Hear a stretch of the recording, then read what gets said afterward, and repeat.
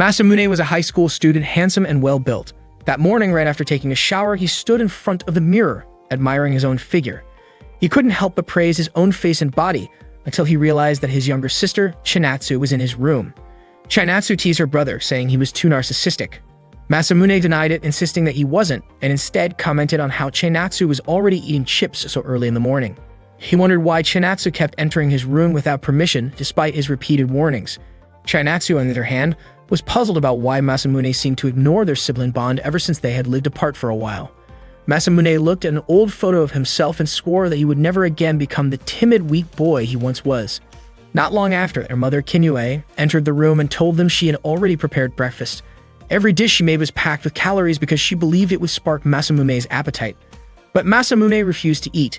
Kinyue immediately looked hurt, thinking that her son must hate her, especially now that they were living under the same roof again. Chinatsu suspected the real reason was because Masamune had already lost a lot of weight compared to before. Without touching the food, Masamune decided to leave for school. Instead, he chose to drink some milk, explaining that he just couldn't eat high-calorie food in the morning. At that time, his personal motto was simple. The most important thing was to be handsome because good-looking people were special. On his way to school, several female students turned their heads to look at him. Passing by the tennis courts, he paused for a moment to watch a few girls practicing.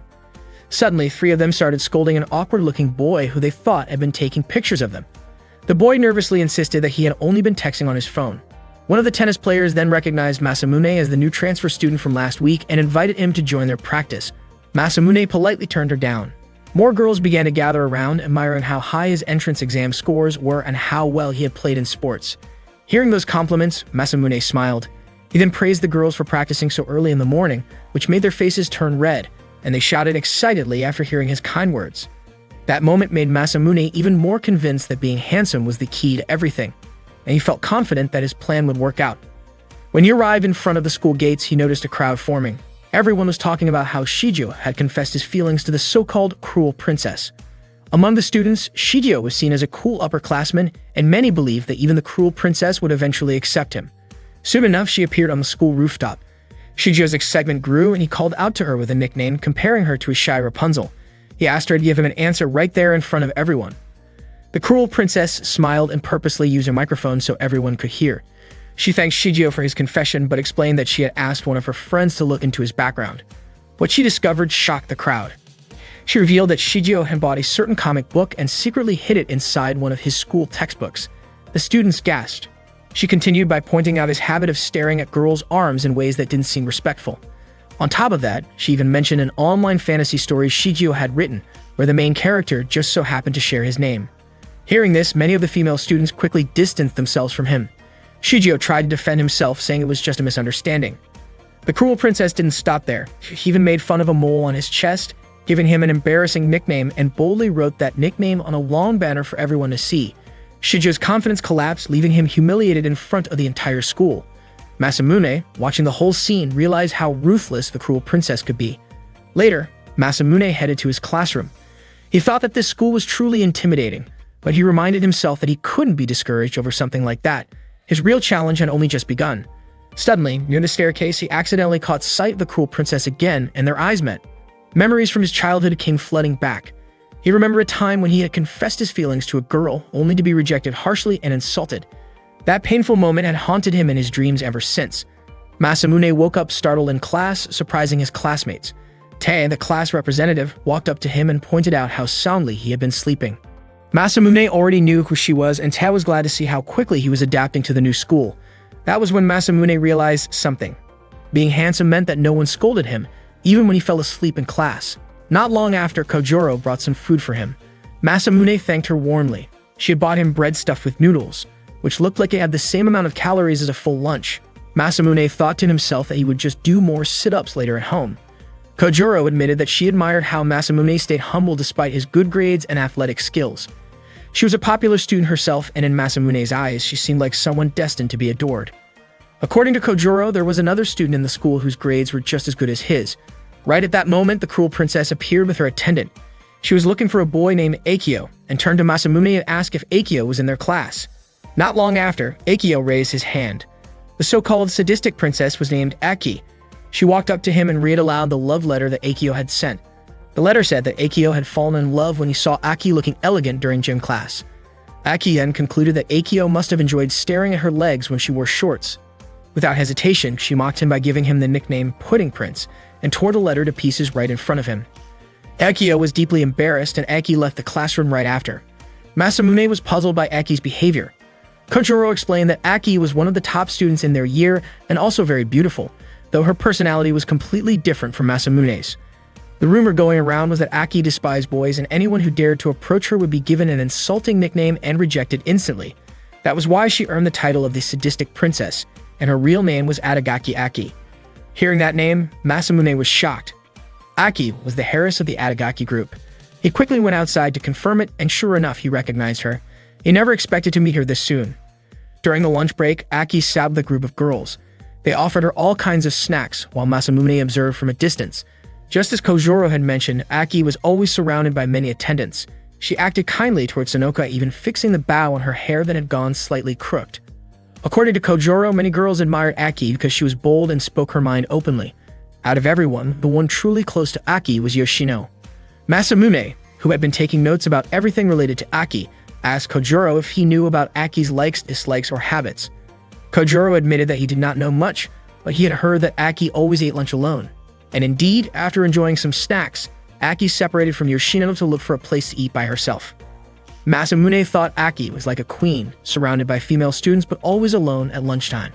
This made him even more interested in finding out more about her. Kojuro suggested that Masamune should probably not get involved, but Masamune reassured her not to worry.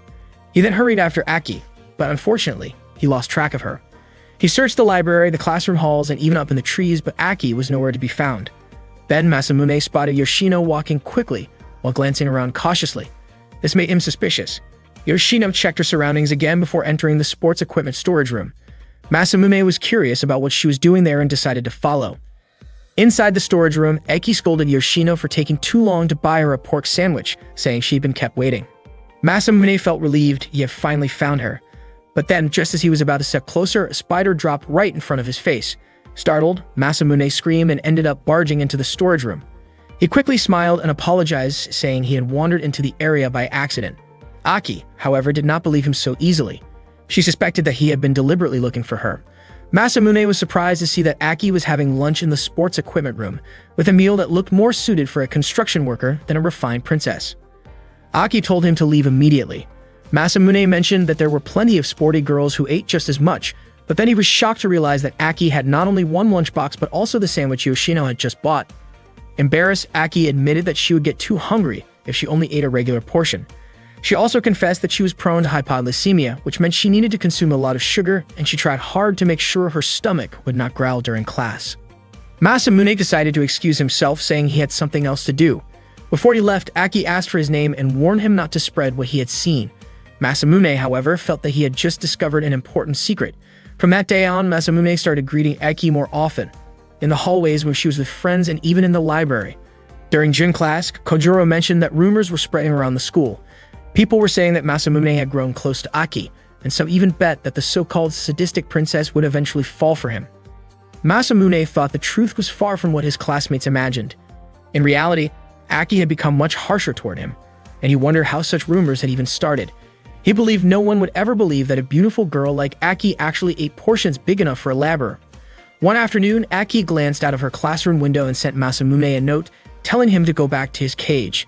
Just then, a ball thrown by Kojuro accidentally hit Masamune on the head. His friends worried and suggested that he go to the student infirmary, but Masamune assured them that he was fine. After school ended, Aki's friends said goodbye and left. Aki walked ahead while Yoshino stumbled behind carrying Aki's bag. Aki called out to Yoshino, asking her to buy some food because she felt like she was about to faint. Sonoka, in her usual blunt way, ordered Yoshino to hurry and get the food. Yoshino obeyed and ran down the street toward her shop. At that moment, Aki felt puzzled. She thought her lunch portion had been more than enough, yet it seemed her body was burning calories too quickly. She grew irritated because Yoshino was taking too long to come back. Suddenly, Akio showed up and asked whether Aki was going on a date with Masamune. Clearly upset, Akio yanked Aki's long hair and scolded her for tearing up the letter he gave her, while still accepting Masamune's letter. He even said that being handsome must feel good. Aki told him to let go, but Akio lashed out, saying Aki had always looked down on others. He then pulled a pair of scissors from his pocket and held them up threateningly. Aki could only close her eyes tightly, bracing herself. Luckily, Masamune appeared just in time. He rushed forward, freed Aki's hair, and grabbed the scissors with his hand, which caused his palm to bleed. Masamune had already suspected something like this might happen because of how sharp-tongued Aki could be. When Akio saw the blood dripping, he screamed in fear and ran away. Masamune quickly turned to Aki and asked if she was hurt. Instead, Aki asked him the same question back. Masamune assured her that he was fine and felt relieved that she was safe. However, as soon as he looked at the wound on his hand, the pain hit him all at once, making him want to cry out. Still, in a way, he felt it was worth it. Not only did he know Aki's secret now, but he had also saved her, which meant she might not treat him so harshly anymore, especially since her pride would never allow her to ignore the fact that he had helped her. Masamune suggested that Aki shouldn't always look so stern, saying a girl becomes beautiful when she smiles. Hearing that, Aki's cheeks turned red with embarrassment. Back when he was a child, Masamune had been an overweight boy with a cocky attitude, making him an easy target for his classmates' teasing. At that time, Aki had once been his savior, helping him when others picked on him. But one day, everything changed. When Masamune gave her flowers, she threw them away and told him she had never liked him, cruelly giving him the nickname Pig's Foot. That day left a scar in Masamune's heart, and he swore to get revenge. His plan was to make Aki fall in love with him, reveal his true identity, and then reject her in the most elegant way possible. Masamune proudly called this his dead or love strategy. He even laughed so loudly about it that his mother and little sister overheard. The next morning, Masamune headed to school as usual. Tae greeted him and noticed his hand wrapped in bandages. When she asked what happened, Masamune said it was just an injury from his own carelessness. Tae looked doubtful but didn't press further. Soon after, Masamune ran into Akio, who looked embarrassed and apologized for what happened the day before. Masamune told him not to take it too seriously. Tae, curious about the situation, asked what was really going on, but Masamune simply called it a secret, which made the girls around him squeal with excitement. Later, Kojuro met him at the lockers. When Masamune opened his locker, a letter slipped out. Kojuro teased him, saying it was probably a love letter. But when Masamune unfolded it, the words written inside were just Pig's Foot. A wave of unease hit him. Masamune started to wonder if Aki had already figured out who he really was. After finding a letter in his locker, Masamune became curious about who had actually sent it. He glanced at each girl in his class, which startled them. Masamune wondered if it might have been Aki, but he was not convinced she would do something like that since he believed Aki was the type who preferred to embarrass others in public at the right moment. That made him question who else could possibly know about his past. Seeing Masamune looking unsettled, Kojuro asked what was going on with him, which made Masamune briefly suspect if Kojuro might have been the one. Tat also asked why his face looked so tense, but Masamune brushed it off, saying he was fine. Suddenly, a student shouted about pork feet, which shocked Masamune. However, after listening closely, he realized they were only talking about food. Masamune hated remembering the darker parts of his past. Back then, his classmates had mocked him by giving him the nickname Pig's Feet. At that moment, some of his friends approached, assuming that he was not feeling well. Masamune thought they were kind only because they saw him now as handsome. Yet he feared that if they ever learned about who he used to be, they would turn on him and treat him the same way as before. He was determined not to let that happen. When class began, Masamune struggled to focus on the lesson. His teacher asked him to read the third paragraph, and as he did, tears suddenly rolled down his cheeks. He explained that it was because of the emotional story of the Hike clan in the textbook. His classmates assumed he was just extremely sensitive. Still, Masamune kept reading, silently vowing to uncover the truth about the mysterious letter. During break, Masamune worried that if Aki ever found out about his past, his entire plan for revenge would crumble. He had gone as far as living with his grandfather and even changing his last name. All those 8 years of hard work and determination would go to waste. His stress grew so heavy that he felt stomach pains. Later, he noticed students rushing to buy bread. It was the first time he had seen such chaos. Among them was Yoshino, whose small body was pushed around in the crowd until she fell, landing right in front of Masamune. He quickly helped her up. Yoshino said it felt like fate was always cruel to her, and that she had given up on ever buying bread again. She then handed Masamune a note with her order: 5 croquettes filled with spicy peppers and 4 pork sandwiches. Masamune pushed his way through the crowd and managed to buy everything on her list. Yoshino was deeply moved when he handed them over, saying it felt like something out of a dream. She even compared Masamune to a guardian spirit statue. As Yoshino was about to leave, Masamune followed, suspecting that bread was actually for Aki. Yoshino tried to get away, but Masamune stopped her, and she quickly apologized. Masamune teased her for a moment before reassuring her that he would not cause trouble and would explain everything to Aki himself. The two then went together to meet Aki. Seeing how Yoshino acted, Masamune thought she resembled Cinderella being ordered around by a strict stepmother. He knew how that felt since he had been bullied himself in the past. When they arrived, Aki scolded Yoshino for taking too long and making her starve. Yoshino kept apologizing as Aki called her slow and careless. Yoshino handed over the bread, and Aki immediately ate it with enthusiasm. Watching from the doorway, Masamune could not understand what part of Aki seemed like a princess. Because she ate too quickly, Aki ended up choking, which set Yoshino running off to find a drink. Masamune stepped inside and asked if Aki was alright, which startled her. She looked around for Yoshino, and Masamune explained that Yoshino had gone to buy tea for her. Aki kept eating and asked why Masamune had come. He said he just wanted to check on her. Masamune was surprised to learn that Aki had eaten a large lunch before having bread. Aki then asked about his injury, and Masamune admitted it still hurt a little when showered or changed clothes, even though in reality the pain was much worse. Hearing this, Aki said she had not meant to trouble him, which made Masamune happy. To him, it meant her pride was starting to soften and making his plan progress smoothly. That convinced him she was likely not the one who had sent the letter. Aki apologized, saying what happened the previous day was her mistake. Soon after, Yoshino returned but tripped and fell again, which embarrassed her. Aki quickly covered Masamune's eyes to keep him from looking, but in doing so, she accidentally poked him in the eye. Yoshino offered him the drink she had brought, which touched Masamune. Aki commented that Yoshino always acted humble and overly polite toward everyone, to the point that it became a bad habit. She advised Yoshino not to be so nice to everyone, saying it was natural for her to treat Aki kindly since she worked for her. Masamune then pointed out that Aki had sauce on her nose, which made her flustered. Masamune admitted he was not good at being kind to everyone. He gently touched Aki's cheek and told her it would be better for her to rely on him instead of always depending on Yoshino. After saying that, he left the storage room. Aki was furious at his behavior, while Masamune felt victorious, believing that Aki would eventually give in to him. He had drawn inspiration from a comic book by Chainatsu that he had read earlier. Masamune was convinced that his first step had been a success, and now his focus was to make Aki like him even more. He believed his love-or-nothing strategy was nearing its final stage. At that moment, Aki touched her cheek and called Masamune foolish. After school, Masamune thought it might be time to ask Aki for her phone number. While he was walking, his foot suddenly got caught in a rope trap, and he ended up hanging upside down. It turned out Yoshino had set the trap. She called Masamune by his old nickname and questioned if he was really planning to take revenge on Aki. Masamune was shocked that Yoshino knew the name he had been called when he was little, especially since he remembered none of his childhood friends being small enough to fit that description. That was when Masamune realized Yoshino was actually the one who lived with Aki. Yoshino cut the rope and Masamune fell, landing painfully. Yoshino explained that her ancestors had been serving the Adagaki family for generations, and her family had already been loyal for over 300 years. That meant Yoshino was not Aki's friend in the way Masamune imagined, but rather someone dedicated to serving her. To Masamune, Yoshino's kind and humble personality had seemed like a Cinderella story, but now it became clear that Aki was not a stepmother figure in Yoshino's life. She was the master Yoshino had always been expected to serve. Masamune felt tricked by Yoshino's demeanor and thought his plan for revenge might have to end there.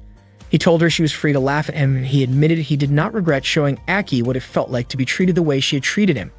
Surprisingly, Yoshino did not take issue with his plan and even offered to help him. The next day, Aki was surrounded by her friends Mary, Hikune, and Sonoka, who followed her almost like attendants. Mary suggested having a tea party after school, but Aki refused since she had cleaning duty that day. Kikune and Sonoka admired her sense of responsibility for not skipping her assigned task. From a distance, Masamune observed them while still questioning Yoshino's intentions. He was not sure whether he could trust her, worried that her offer might be a trap.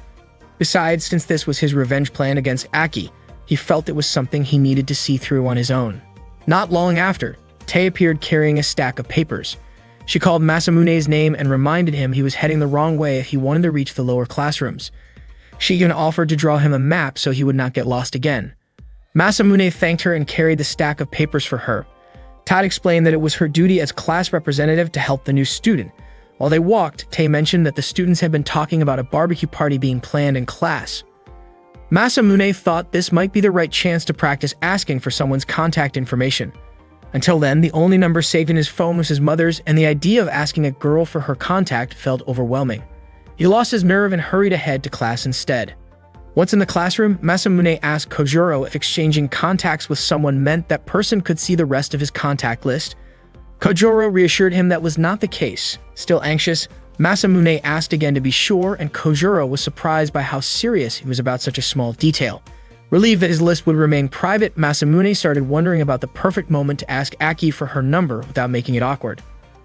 A little later, someone from another class announced that one student was missing from the cleaning duty rotation, and they needed a replacement until summer. Tat wanted to volunteer, but could not because she had club activities that day.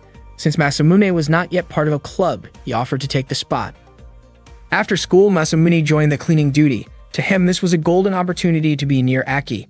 He greeted her, but she ignored him. Assigned to clean the classroom windows, Masamune grew frustrated over the phone number issue. He worried that if people found out about his embarrassing past nickname, they would see him as a loser and no girl would want to be with him. For a moment, he began to think that making Aki fall for him might be nothing more than an impossible dream. At that moment, Tae approached him to apologize for giving him extra trouble. Masamune brushed it off and told her not to feel guilty, but Tae admitted she often caused others problems. She compared herself to Masamune, who always seemed willing to help others without complaint. Masamune realized this might be his chance, and he suspected Ta had purposely waited until he was alone. Ta commented that the barbecue party would probably be fun, but suggested that going to the movies together might be even better. Masamune's imagination ran away with him. He pictured sitting next to Ta in a theater, their hands brushing against each other, watching a horror film that might lead her to grab his arm in fear, and afterward heading to a cafe to talk about the movie, something that felt very much like a date.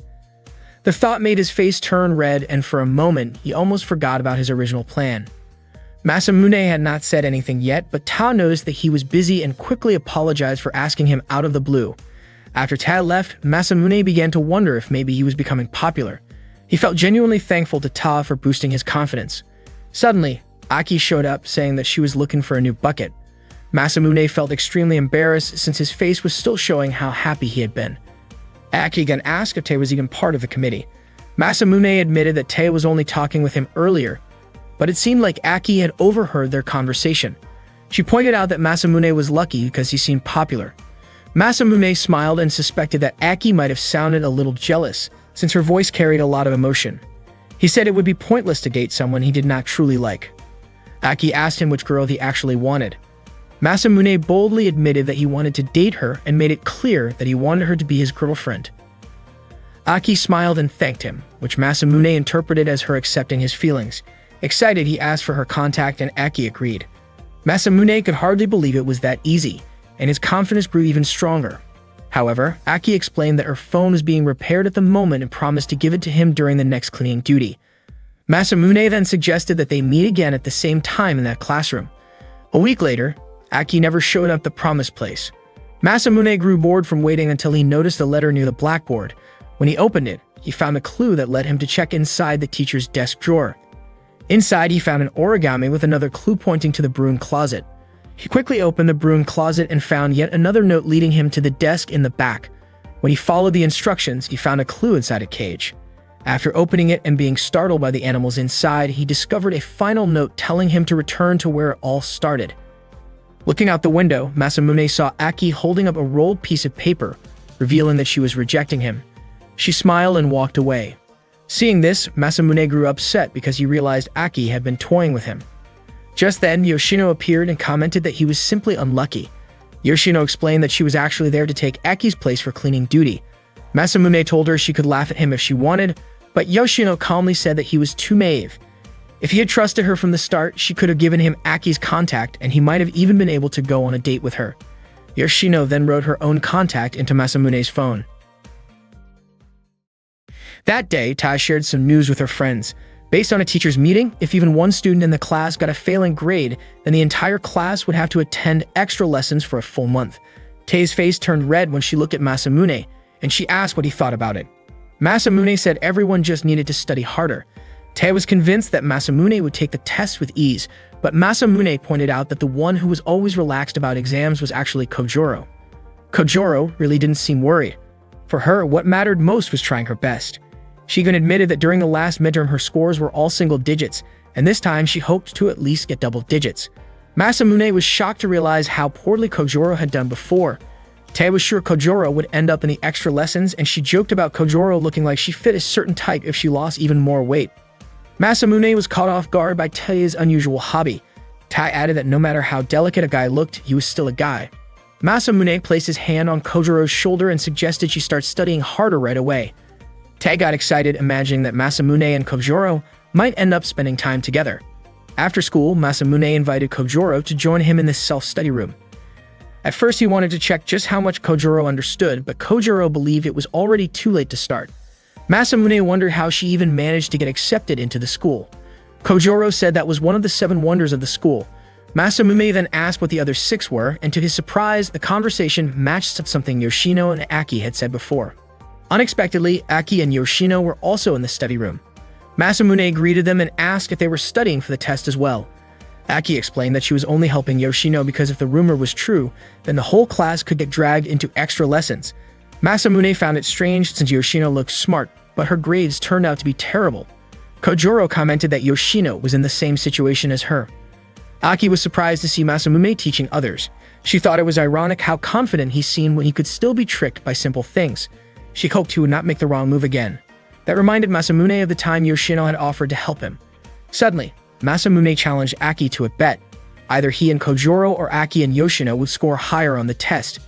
If Masamune won, then Aki would have to go on a date with him. Kojoro was stunned by his boldness. Aki wondered what the point of such a bet was, but Masamune teased her, saying she might just be afraid of losing. Aki dismissed that and asked what she would get out of it if she agreed. Masamune promised that if Aki won, she could give him any nickname she wanted and he would stick a tag with that nickname on his back until graduation. That made Aki interested, but she added another condition. If she won, Masamune would also have to buy her lunch until she was satisfied. Masamune agreed and the deal was made. Aki warned him not to regret it if he lost. Kojoro didn't feel confident, but Masamune reassured her.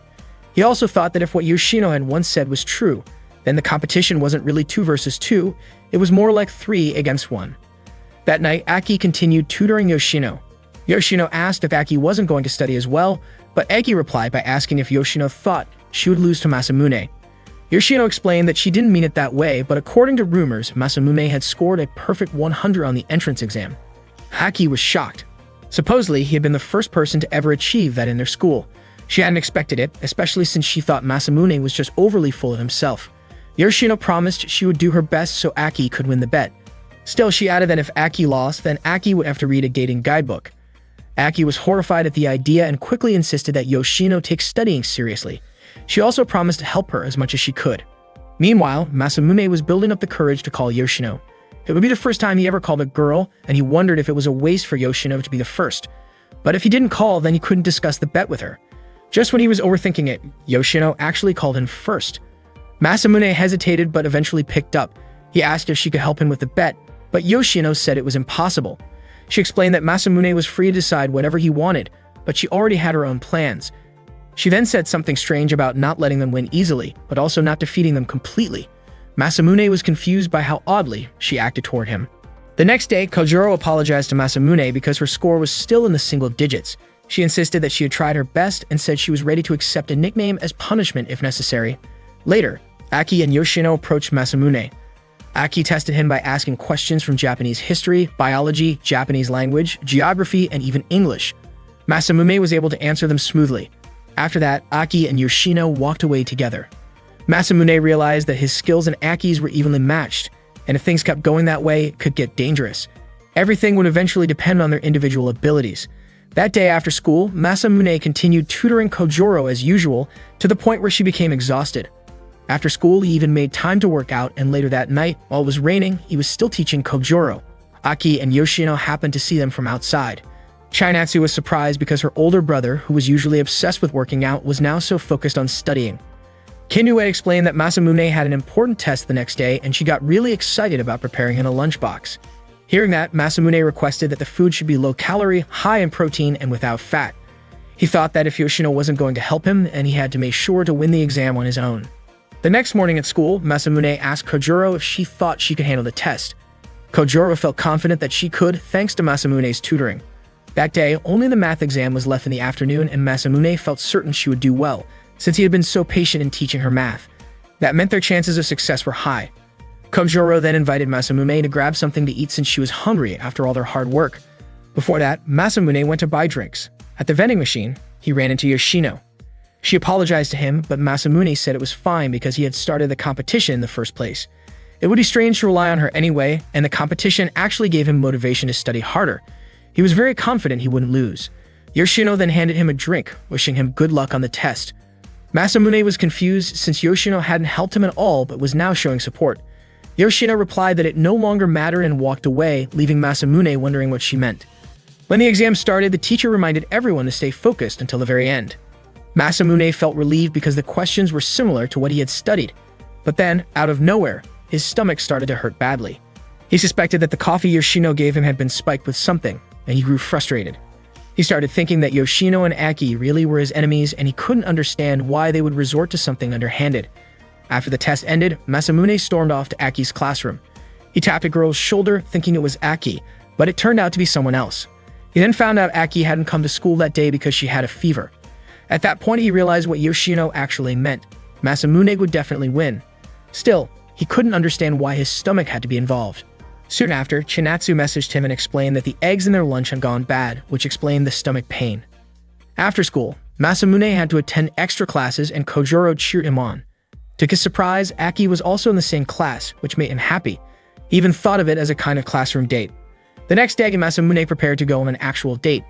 It turned out Yoshino had called him earlier and encouraged him to go. Masamune was puzzled, since the results of their last challenge had ended in a draw. Yoshino told him he was weak for giving up after a tie. She explained that on Sunday afternoon, Masamune and Aki would meet at the station and Aki was guaranteed to show up. When Sunday came, Masamune went to the station to see if Yoshino was right. Sure enough, Aki showed up, but she was wearing a magical girl costume. People around them were surprised, thinking Aki was doing a cosplay part-time job. Masamune was shocked too because it was the same costume from an anime that aired every Sunday morning. Not long after, a man asked to take a photo with Aki because her costume looked so good, which startled her. Masamune called out to her, and Aki quickly rushed to his side, clearly uncomfortable. The man made a rude comment before leaving, which annoyed Aki, and she gave him a mocking nickname. She then invited Masamune to start walking with her.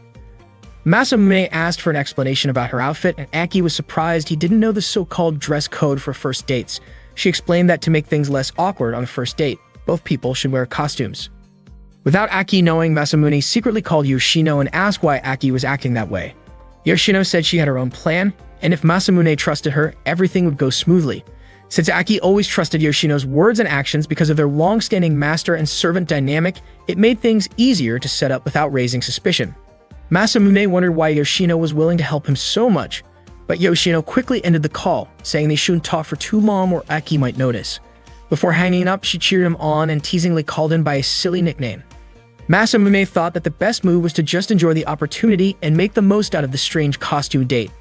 He went back to Aki and apologized for not really understanding the so-called dress code. Then he asked if that meant Aki was admitting they were on an actual date.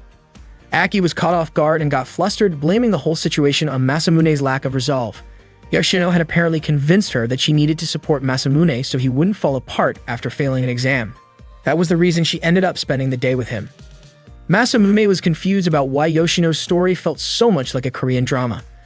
Aki told him that from that moment on, he should try to live more peacefully.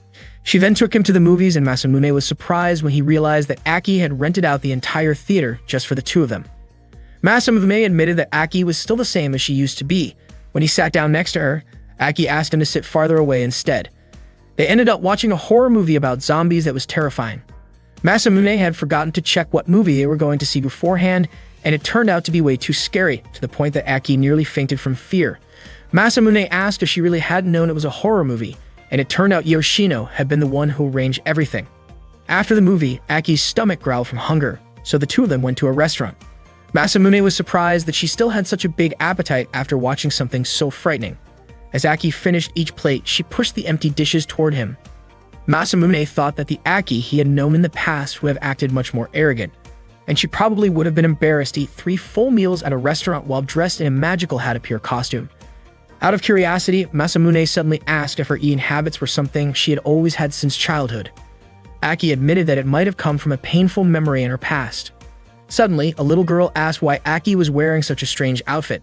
Masamune was caught off guard, but Aki quickly defended herself, saying her outfit was not strange at all, but actually the costume from Hatapure. She became upset when the girl assumed she was just cosplaying, and the small commotion drew people's attention. Aki insisted that the little girl simply didn't understand and that what she was doing was actually part of a date ritual. Embarrassed, Masamune grabbed her hand and hurriedly pulled her outside. Realizing that everyone had been staring, Aki began to feel that maybe the costume she wore really wasn't normal. The two of them then went to a summer clothing shop. Aki went straight into the fitting room to change out of the costume, and suddenly she screamed loudly. Worried, Masamune rushed toward her. Aki's face turned red when she saw him, and she instinctively hid his face, making him fall down. Back when Masamune was still a chubby boy who often got teased, he had accidentally passed in front of Aki's house and met her. Aki had scolded him harshly, telling him to become stronger. Her words back then had been blunt and merciless. That evening, Masamune woke up with his head resting on Aki's lap. He thought that deep down, her heart was still just as kind as before.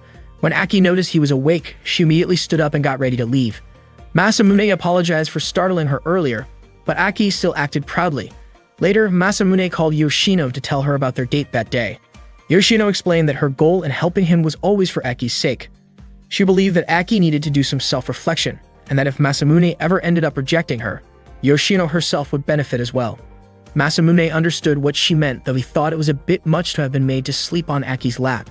Yoshino didn't even seem to understand what he was talking about. Masamune then asked her for help again in the future, even calling her teacher as a nickname. At that moment, another one of Aki's maids, Naruno, mentioned that it was rare for Yoshino to talk with anyone besides Aki, and asked if something exciting had happened. Yoshino simply replied that it had been a very exciting day.